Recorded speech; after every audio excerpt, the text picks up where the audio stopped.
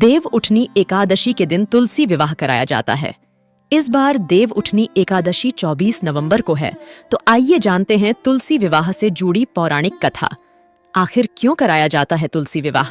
पौराणिक काल में एक थी लड़की, नाम था वृंदा। राक्षस कुल में उसका जन्म हुआ था। वृंदा बचपन से ही भगवान विष्णु जी की परम भक्त थी।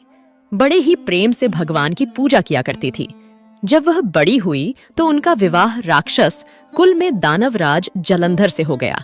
जलंधर समुद्र से उत्पन्न हुआ था।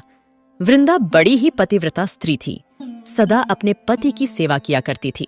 एक बार देवताओं और दानवों में युद्ध हुआ।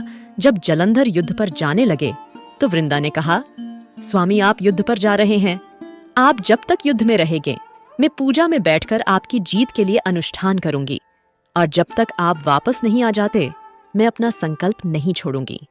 जलंधर तो युद्ध में चले गए और वृंदा व्रत का संकल्प लेकर पूजा में बैठ गई। उनके व्रत के प्रभाव से देवता भी जलंधर को ना जीत सके। सारे देवता जब हारने लगे तो भगवान विष्णु जी के पास गए। सबने भगवान से प्रार्थना की तो भगवान कहने लगे कि वृंदा मेरी परम भक्त है, मैं उसके साथ छल नहीं कर सकता। पर देवता बोले, भगवान दूसरा कोई उपाय भी तो नहीं है, अब आप ही हमारी मदद कर सकते हैं। भगवान ने जलंधर का ही रूप रखा और वृंदा के महल में पहुंच गए। जैसे ही वृंदा ने अपने पति को देखा, वे तुरंत पूजा में से उठ गई और उनके चरण छू लिए। जैसे ही उनका संकल्प टूटा, युद्ध में देवताओं ने जलंधर को मार दिया और उसका सिर काटकर अलग कर दिया। उनका सिर वृंदा के महल में गिरा। जब वृंदा ने देखा कि मेरे पति का सिर तो कटा पड़ा है, तो फिर ये जो मेरे सामने खड़े हैं, ये कौन है?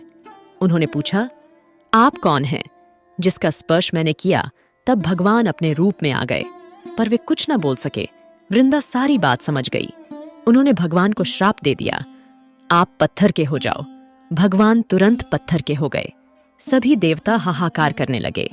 लक्ष्मी जी रोने लगीं और प्रार्थना करने लगीं। तब वृंदा जी ने भगवान को वापस वैसा ही कर दिया और अपने पति का सिर लेकर वे सती हो गई। उनकी राख से एक पौधा निकला। तब भगवान विष्णु जी ने कहा, आज से इनका नाम तुलसी है और मेरा एक रूप इस पत्थर के रूप में रहेगा, जिसे शालिग्राम के नाम से तुलसी जी के साथ ही पूजा जाएगा और मैं बिना तुलसी जी के प्रसाद स्वीकार नहीं करूँगा। तब से तुलसी जी की पूजा सभी करने लगे और तुलसी जी का विवाह शालिग्राम जी के साथ कार्तिक मास में किया जाता है। देवउठनी एकादशी के दिन इसे तुलसी विवाह के रूप में मनाया जाता है। श्री हरि विष्णु जी और लक्ष्मी जी की कृपा आप सभी पर बनी रहे। वीडियो पसंद आया तो लाइक, कमेंट कर हमारे चैनल को सब्सक्राइब करें। कमेंट में जय तुलसी माता लिखना ना भूले।